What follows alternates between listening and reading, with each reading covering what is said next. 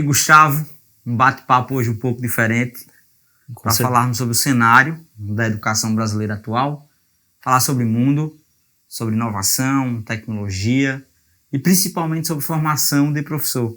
É um tema bem interessante. Bem interessante. De formação de professores, com certeza. E com isso, com a formação de professor, nós temos dos dois lados, né? Uma oportunidade de mercado e também um grande déficit na educação, principalmente brasileira. Mas é importante também pautar, acho que para quem nos assiste, quem nos ouve, que não é uma demanda só do Brasil. Não, né? Com certeza não. Isso é uma dor mundial. Né? Com certeza. A gente evolui com conteúdo, tecnologia, mas a pessoa que está ali entregando, que está ali mediando isso tudo entre o aluno que precisa de mais, é o professor, e o professor ele tem lá as suas limitações e a gente precisa de alguma forma ajudar ele, né? Perfeito, ajudar, porque hoje quando você traz uma inovação para dentro da escola, você pensa no aluno, você pensa muito no aluno, pensa na estrutura física, né, no ambiente físico. Sim. E esquece da figura principal, né, que é esse elo entre o artefato físico e o aluno, que é o professor. Né? Hoje, falar em inovação na educação, falar em BNCC, falar em aplicação de metodologias ativas, de outras formas de levar tecnologia e inovação para dentro da sala de aula, sem preparar esse professor, né, é igual a jogar uma criança numa piscina e dizer que peça e pedir que ele nade. Sim. Né? É um exemplo que se adequa muito bem. E, infelizmente, a figura do professor hoje, ele vem adoecendo também, né? com esse mundo mais global, né? Sem que ninguém olhe para ele e começa a tecnologia a virar um peso. Então, temos um desafio grande de trazer para esse professor também agora um novo viés, né? Uma forma dele enxergar um parceiro, Sim. Um aliado nessa construção desse mundo digital, desse mundo tecnológico. Sim. E não causar uma aversão à tecnologia nesse professor também, né? Porque ele é bombardeado de coisas, tá aqui, é kit robótica, é novo computador, é sistema e tal, e ele vai muito bem, ele pode achar assim, não, opa, isso aqui não é para mim. Não é para mim. Deixa o importante a gente ficar aqui no básico, a gente resolver bem feito aquilo que eu tinha, minha escola tem outros problemas, né? Às vezes não tem saneamento direito, tá precisando de uma obra aqui, as cadeiras estão com problema, e o professor já tem aquela aversão por tecnologia, ele vai tentar escapar, acho que escapar não é um bom professor, acho que ele está querendo sempre entregar o melhor. Sim. Mas a gente tem subconscientemente, às vezes ele se sente um pouco afastado e um medo um pouco tudo isso desse mundo que está mudando, né? A mudança, ela é para o ser humano uma coisa que às vezes assusta um pouco, né? Sim, é até natural, né? Natural. Cientificamente se explica, né? É o nosso instinto, é aquilo que fez os seres humanos, né, sobreviverem até aqui, né? Chegarem até a evolução da humanidade se deu por conta do medo. Com certeza. Né? Oxen, tem outra coisa muito interessante que você trouxe, que é você olhar para esse professor também como essa figura que formou, né, a humanidade. Né? A figura do professor, ela sempre foi muito importante, principalmente nos países orientais. Né? Você hoje olha para a história da humanidade e você não tem como separar a evolução do homem da figura do professor. Ele sempre esteve ali orientando, mentorando, né, figuras importantíssimas para a história da humanidade. E você olha hoje para o contexto educacional, né, voltando agora fazendo esse recorte de Brasil, você sente, né, essa distância, né, entre a evolução mesmo, né, levar o kit que você falou, né, levar robótica, leva outros elementos para dentro da sala de aula, mas o professor olha para aquilo ali e diz assim, o que é que eu vou fazer com isso? Qual o caminho? Por onde eu vou? Você lembra muito de Alice, né? Para quem não sabe para onde vai, qualquer caminho serve. Isso é muito perigoso, porque quando o professor também ele encontra essas barreiras, quem é que está na frente dele recebendo essa barreira? O aluno. Sim. E podemos citar um exemplo muito prático da pandemia. O professor teve que enfrentar agora uma aula online, usar várias ferramentas que não eram do cotidiano dele, né? Pouquíssimas escolas do mundo usavam Sim. o formato de aula de forma eficiente, né? De forma perfeita, de forma eficiente, que é importante falar sobre isso, né? Sim. Não é só usar, né? É usar de forma eficiente. E aí vem a figura, você tem que parar o mundo e dizer assim, agora a aula é digital. E aí? Né? Então esse contexto traz eu acho que ele colocou, na verdade, ele trouxe à tona esse grande problema, né, que essa geração atual vive, né, que é esse distanciamento da tecnologia. Sim. E esse bicho, né, esse bicho meio malvado que tem se criado da tecnologia. Então, precisamos desmistificar, né, isso, trazer de forma mais leve para esses professores o que de fato é essa tecnologia e como isso pode agregar, na verdade, na sua carreira, na sala de aula, né, no objetivo principal do professor, que é levar a educação de qualidade Sim. para os seus alunos. Né. Mas eu acho que aí tem apesar de todas as dificuldades e talvez um atraso do Brasil ainda em relação ao que o mundo está fazendo, a gente também tem uma oportunidade aqui. Perfeito. Tem minha última ida à China, eu estava conversando com alguns professores universitários e eles comentaram sobre, eu acho que isso tem um nome específico para isso, mas é quando a gente pula uma etapa. Então, na China e talvez até no Brasil, se a gente fosse fazer um recorte brasileiro em alguns locais, a gente pulou o caminho habitual seria o desktop, o notebook, o celular. E em muitos lugares você pulou até mesmo do zero computação, do manual, do papel, direto para o celular. Então você vê ali idosos que nunca tiveram um computador na vida, mas tem uma destreza ali no celular, resolve tudo, manda mensagem, chama o Uber, faz o Pix. Então, a gente tem um caminho muito parecido com na educação hoje. O Brasil, a Inglaterra, primeiro mundo, a Europa, Estados Unidos, a própria Ásia, Coreia do Sul, Taiwan, China, tem um currículo de tecnologia, de computação, já com quase 10 anos. A gente está falando aí no Brasil de BNCC de 2017, ciência da computação, currículo de computação de 22, agora final de 23 foi aprovado, ou seja, foi reaprovado. Nós estamos falando do contexto de 5 anos. Isso. No máximo 5 anos, e BNCC com pouquíssima aplicação ainda prática. Exatamente, né? Então a gente pode fazer essa comparação, né? BNCC 2017, a gente está em 24, a parte de tecnologia mal se vê, é uma coisa ainda... assim, aquele malabarismo para dizer que está usando, talvez não está usando. Acho que o que mais se aproxima hoje de tecnologia é uma robótica mal feita. Sim. Né, na sala de aula. Né? Sim. E agora imagina, né, 2023, quando é que computação vai estar realmente na sala de aula, né? Como é que isso... Ô Gustavo, quando você trouxe agora a computação, eu lembro bem, né, do cenário de computação no Brasil, as oportunidades de mercado. Hoje praticamente todos os alunos que se formam em computação, eles não vão para a sala de aula. Sim. Eles não vão para a graduação. Eles vão programar. Sim. Eles vão para o mercado para trabalhar com programadores. Sim.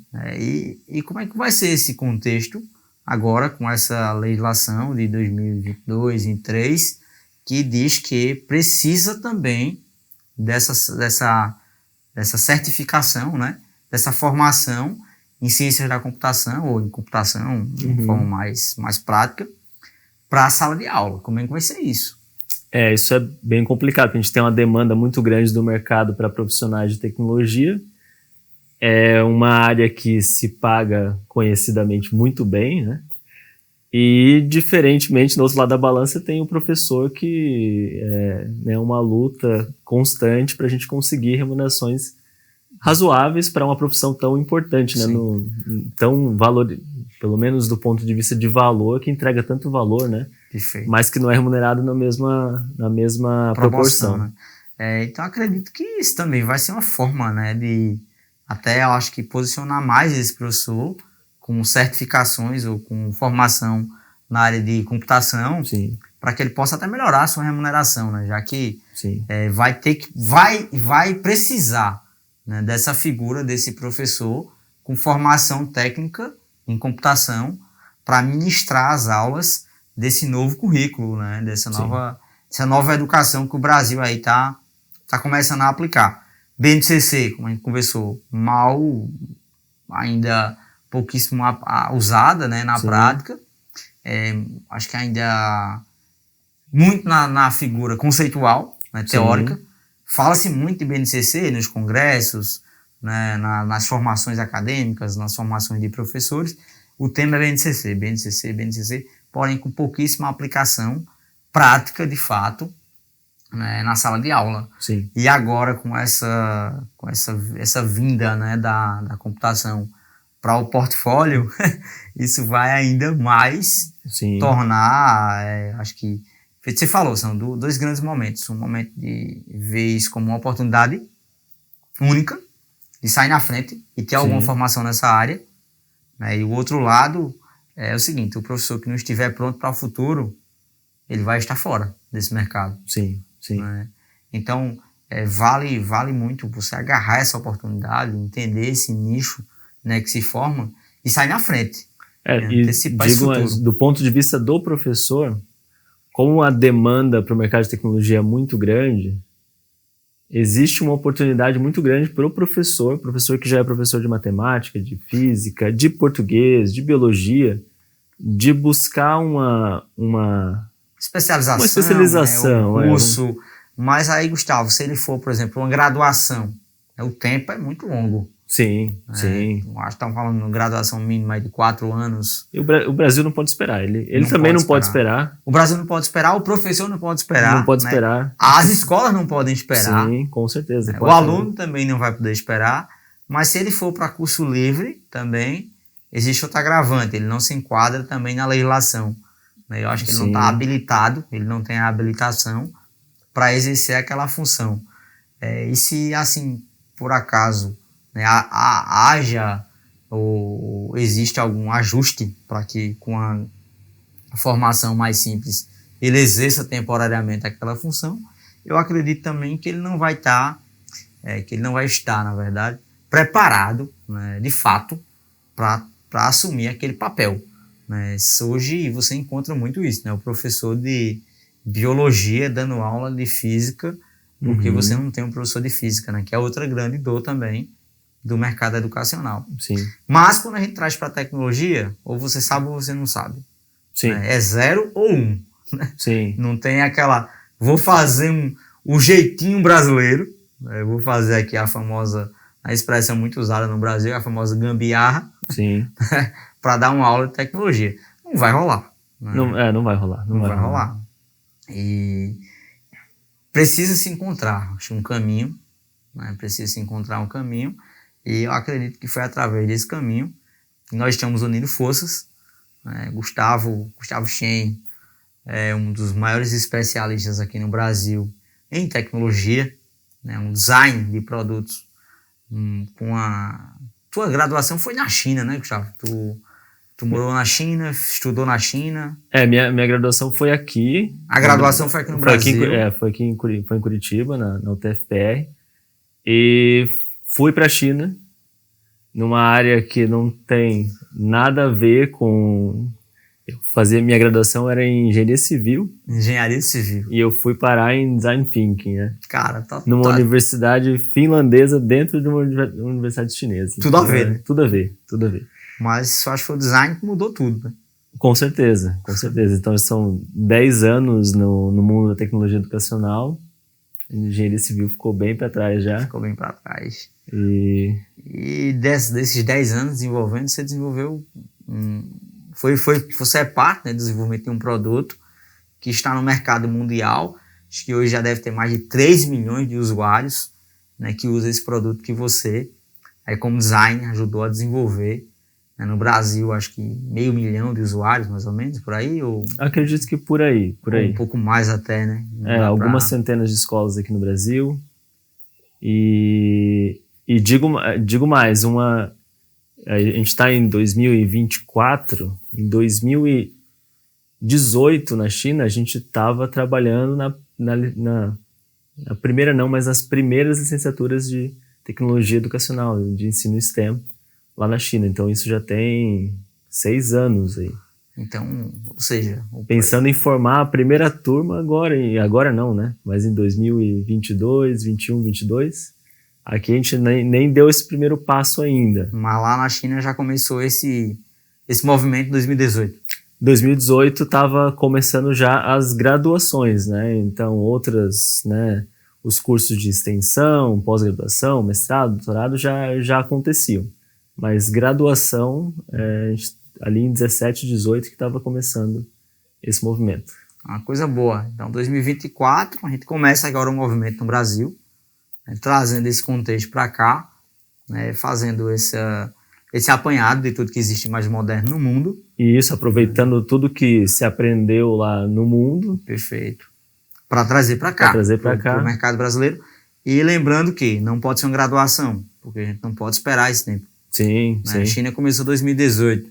Estados Unidos começa por aí também.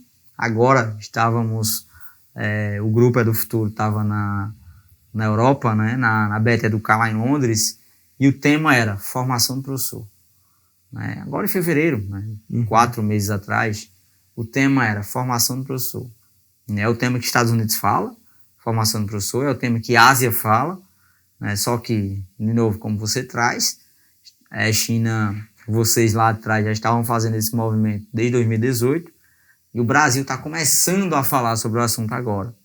Então, nós não temos tempo, né, para esperar mais 4 anos para frente, para iniciar agora, em 2024, 2025, uma graduação, para falar sobre o assunto em 2030. Sim. Né? Fica fora. Sim. Né? O curso livre, o curso de extensão também, acredito que não vai atender o objetivo principal. Acho que graduação a gente vai estar pensando numa coisa que vai precisar lá em 2030. Agora vamos pensar nisso também, né? Não vamos descartar a graduação. Esse aluno, né, ou o jovem que quer ser um professor, que está ali no ensino médio ainda, esse é um ótimo iniciante para, quem sabe aí, uma graduação né, com algumas parcerias internacionais, né, Gustavo? Sim, com certeza. Mas, mercado brasileiro, o que é que nós temos pela frente? O que é que a gente pode oferecer para esse professor? E pensar em oferecer algo que seja totalmente disruptivo. Né? Sair do tradicional, sair daquela caixinha pronta. Né? Hoje você encontra, por exemplo, os MBAs, as pós-graduações. Cara, tá chatão, né, de fazer. Sim. É mais do mesmo. Aquele vídeo gravado 3, 4 anos atrás, feito em casa. O mesmo professor, pago com a mesma hora-aula ali. Sim. Né? Aquela webcam em casa. Exatamente. Então não dá para falar de tecnologia. Aquela plataforma que não tem gamificação. Que trava e que toda aquela confusão. Toda aquela confusão. Né? Uma aula com um estúdio muito mal gravado, enfim. Então não dá para falar em pós-graduação do futuro, né? Tecnologia, né? Robótica educacional. Com tecnologia do passado. Né? Com tecnologia do passado. Imagina um ambiente de aprendizagem, né, que pudéssemos proporcionar para esse professor, que ele tivesse gamificação no seu processo de aprendizagem, sim, desde a sua plataforma, do seu ambiente virtual, né, o famoso EAD, já gamificado, para esse professor entender como é que dá aula e como é que ele estuda com gamificação. Né, eu acho que seria um grande diferencial competitivo para isso. Eu acho que outro ponto, ele ter acesso aos artefatos tecnológicos mais modernos do mundo, né, como os da Microduino, por exemplo, né, que são esses que estão presentes com mais de 3 milhões de alunos ao redor do planeta. E muita solução de tecnologia ainda que não tem ninguém nem considerou ainda para cá. Nem considerou. E nós estamos considerando. Nós estamos considerando. Vai ter muita coisa boa aí. Boa. Diferente. Experiência viajar, né, pelo mundo para mostrar para os professores também o que é que está acontecendo nos Estados Unidos, na China, Taiwan, Finlândia, Europa. Então dá para fazer um balanço geral aí de tudo que tem de mais moderno. Abrir a cabeça dele. Abrir a cabeça. Para um outro mundo de oportunidades aí para educação. Criatividade. Criatividade, um tema... Gustavo, um tema também muito... se fala muito sobre o tema. STEM e STEAM, né? Como é que tu traz essa... A gente pode explicar melhor aqui para o professor, para na nossa formação, acho que o pessoal já entendeu que está vindo alguma coisa nesse sentido, né? Vai ter os dois, vai ter só um, né? Qual a diferença de um para o outro? Como é que explica isso de uma forma mais prática aqui para o professor? Para quem não conhece, né, o STEM é um pouquinho mais antigo, ali da Guerra Fria, então a gente está falando das áreas de ciência, né? Science, Technology, tecnologia, engenharia e matemática. Então era um foco em formar um profissional mais técnico, um profissional que vai construir foguetes, que vai computadores, né, uma coisa mais técnica para a evolução tecnológica ali da nação americana naquela época, né? O STEAM, que não dá para confundir com o de jogos, né? Foi incluído o A de artes ali, para trazer englobar mais coisas, né? Porque agora a gente está falando muito, então mercados muito fortes hoje, como o mercado de design de games, de artes visuais, então não é só arte como a gente conhecia na pintura. De tinta e pincel, né? Isso, então é arte digital, é ferramentas de fabricação digital, construir, seja físico, seja digital, né? Então, quando se fala de STEAM também a gente já está entrando também nessa área da criatividade, porque o STEM trabalhava muito hard skill, e o ser humano, com a evolução tecnológica, né, de tudo isso, a gente está aí em 2024, né, IA dominando tudo, e sabe-se lá, né, próximo 1 ou 2 anos, quão rápido tem evoluído essa tecnologia. A criatividade ainda é uma habilidade inerente do ser humano que não acredito que vai ser substituída. Se o professor, né, nessa formação que nós estamos desenhando, né, para trazer para o Brasil, tiver a oportunidade de estudar com os grandes ícones da criatividade, dos processos criativos do mundo, né, eu acredito que também será um grande diferencial competitivo para ele, como você bem trouxe, né? Com certeza. A criatividade é algo intrínseco do ser humano, então você conhecer os processos criativos, né, através dos grandes especialistas em criatividade do planeta, numa formação que traz para o país algo muito contextualizado, é algo também muito bacana de se falar. Gustavo, e outro ponto também que se fala muito, esse é um ponto, uma dor muito grande, né, de professor, de famílias, que é as doenças emocionais, né, de professor, de aluno, de sociedade, né, como trabalhar isso também dentro de uma formação. Como é que você vê esse ponto? Essa é a tecnologia, de certa forma, a gente tem crianças que nasceram nesse meio tecnológico, a gente tem as crianças, né, da nossa geração que, de certa forma, às vezes a gente nem sabe quanto elas sofreram, né, mas hoje a gente tem crianças muito ansiosas, que não sabem lidar com frustração, não tem perseverança, tem uma baixa autoestima. Sim. Então, a gente precisa tratar também o ser humano, essa criança, não só, né, pensando em enfiar conteúdo na cabeça dela, mas, aqui no Brasil a gente tem uma rotina de estudo da criança ali de 4 horas, faz um integral de 6 horas, mas isso é um problema muito grave lá fora, quando a gente está falando de rotina de estudo de 8, 10, 12 horas por dia. Já é sempre 12 horas em alguns países. Pressão, competição. Então, assim, a gente precisa também trabalhar essa parte socioemocional. Assim, necessário. No mundo do trabalho, a gente diz, né, que a gente contrata por hard skills, mas a gente demite por soft skills, né? Comportamentos. Por comportamento, então... E trazer isso para o ambiente também de professor, né? Professor, você conversa, nós conversamos muito com grandes players da educação, até naquelas cidades mais simples, né? Nós temos uma atuação no Brasil muito forte. Você tem um case muito legal de se falar, que é a Prefeitura de Curitiba.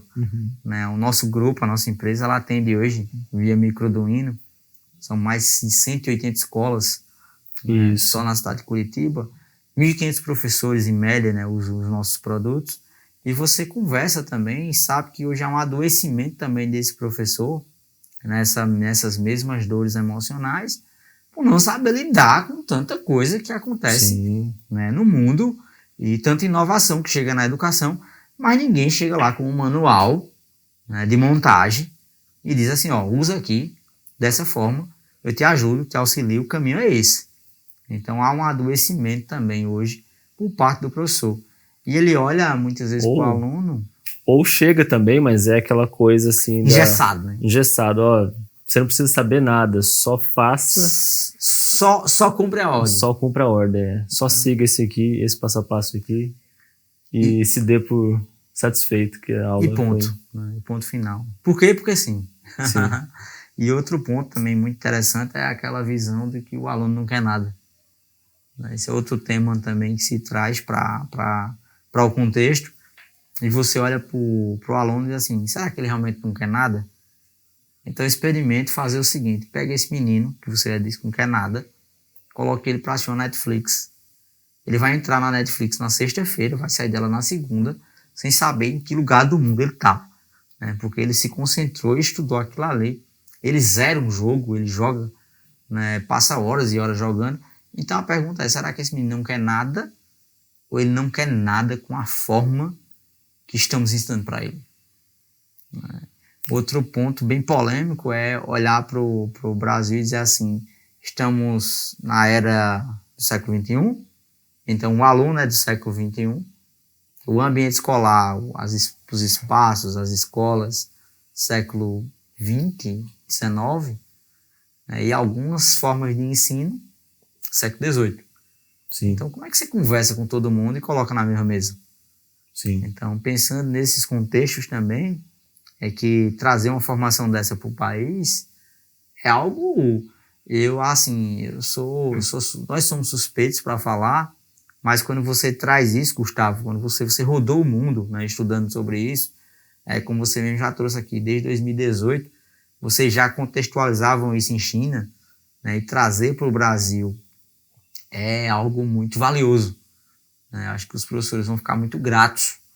Acho que a palavra é essa mesmo, vai ser um sentimento de gratidão de alguém parar e ter olhado para eles e dizer assim, cara, vou fazer algo por esses professores. E não é algo trivial, é algo totalmente disruptivo, fora dos padrões. De fato, uma formação voltada para esse professor com todas as inovações que o mundo tem. Trazer isso para o país é sensacional. Agora se a gente for falar de tudo que a gente vai... Tudo que vai ter nessa formação, a gente vai precisar de mais uns 2 ou 3 encontros. Exatamente.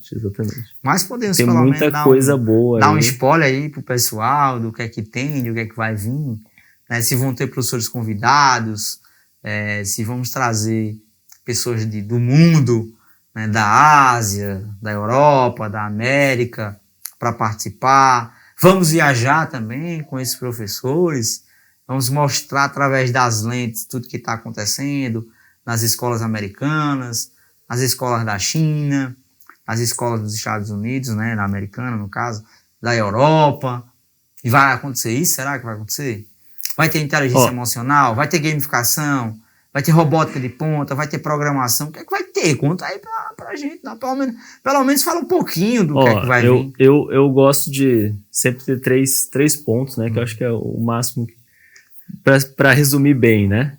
Talvez o primeiro deles seja a gente abrir a cabeça dele para o que é, do que é que a gente está falando. Porque a gente está aqui num evento de municípios, sim, né? Estamos num ambiente aqui que foi montado, né, para falar sobre esse ponto, né, que é um evento gigante aqui que acontece. Ó, segundo a organização do evento, esse é o maior evento, né, do estado de São Paulo, né, para o serviço público, e dezenas de professores estão passando aqui pela feira, né, que nós estamos, e visitando o nosso stand também. Sim. E aí a gente imagina hoje, a gente vê que a maioria dos professores pensa se é tecnologia, se é programação, se é robótica. Na sala de aula eles pensam, é aquele kit da Lego. Então, primeiro de tudo, a gente precisa abrir a cabeça deles e mostrar o que tem, o que está sendo feito, o que existe no mundo. E aí a gente vai dar uma volta no globo aí e mostrar o que está acontecendo, o que é que tem funcionado nas salas de aula, o que é que estão usando, o que é que deixaram de usar. Perfeito. Onde é que a gente pode, né, enxergar as experiências dos outros locais e falar, olha, isso aqui já não funcionou, vamos pular para cá. Vamos pular, vamos ver o mundo que não se resume apenas no Lego, né? Vamos aprender com o erro dos outros, né? Perfeito. A nossa oportunidade é essa, né? A gente não fez lá atrás, então vamos aprender com os erros de quem fez. Perfeito. 2, eu acho que bons profissionais, assim, bons profissionais eu acho que não expressa suficiente a grandeza de quem a gente está querendo trazer. A gente quer trazer os melhores de cada uma das áreas. Das áreas. Que vão ser entregues aí. Os melhores do mundo. Os melhores do mundo. Os melhores do mundo. Em cada uma dessas áreas. E qual é o ponto 3? O 3 é experiência. Experiência. A gente vê muita... Eu acompanho alguns cursos, sem mencionar nomes, né? E eu vejo duas coisas eu vejo. É subestimar o professor.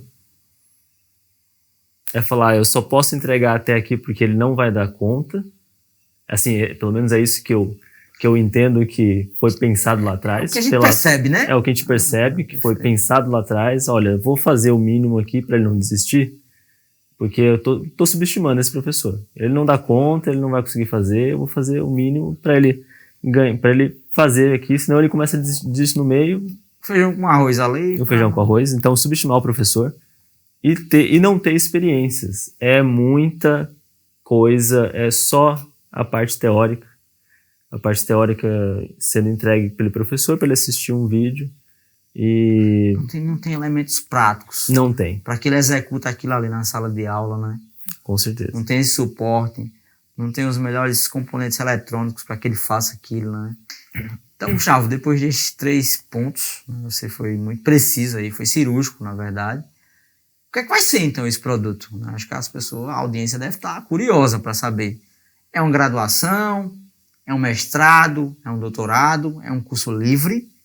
É uma pós-graduação? O que é que vai ser, de fato? Né? Porque, assim, isso só nasceu também porque muita gente começou a nos procurar. Precisamos de um produto assim, precisamos disso. Por que vocês não olham para a gente, só olham para as crianças?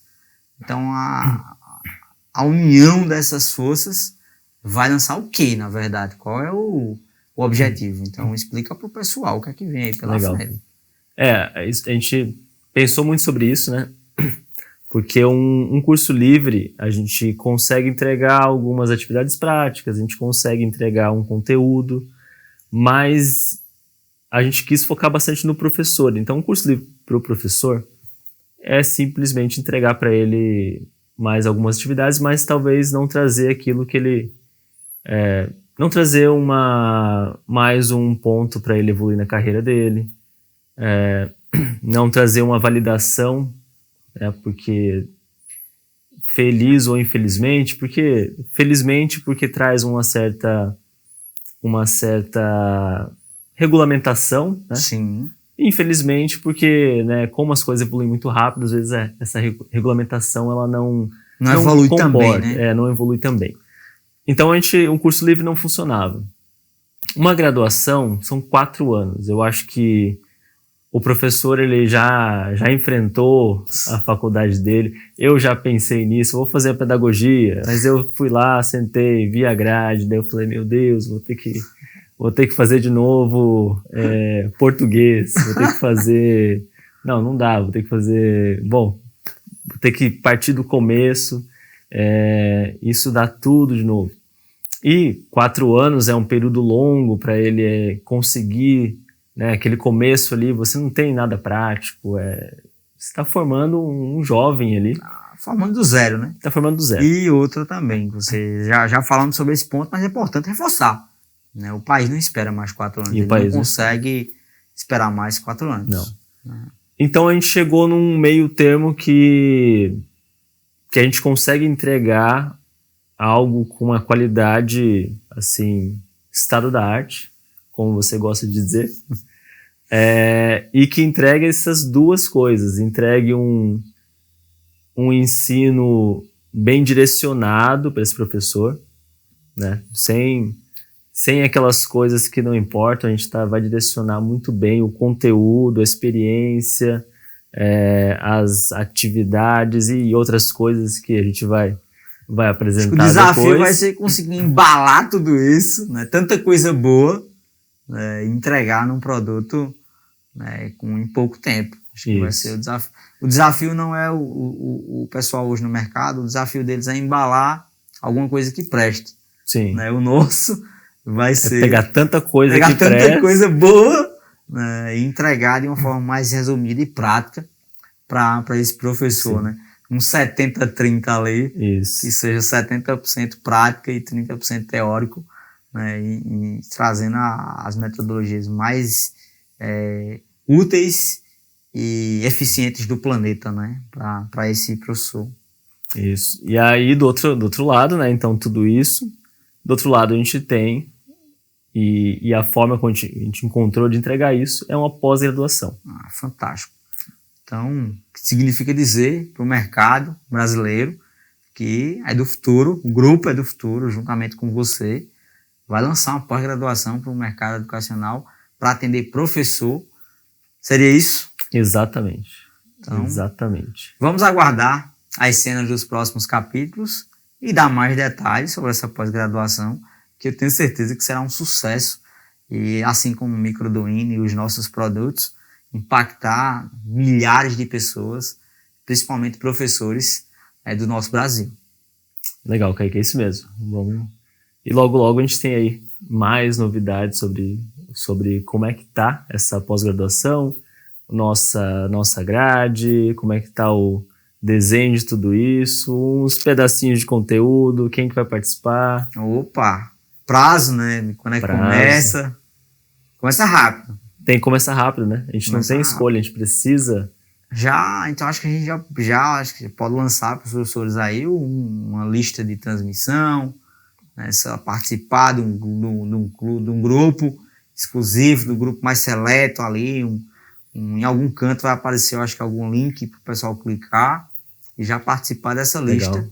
Essa lista de espera. Eu acho que seria uma boa a gente fazer isso para eles. O que é que você acha? Com certeza, vamos fazer isso. Então, vamos fazer. Professores, até breve, nos aguardem. Tenho certeza que vocês vão ficar encantados com tudo que está sendo montado para vocês e certamente será um dos produtos mais inovadores do país, pensado exatamente na figura do professor.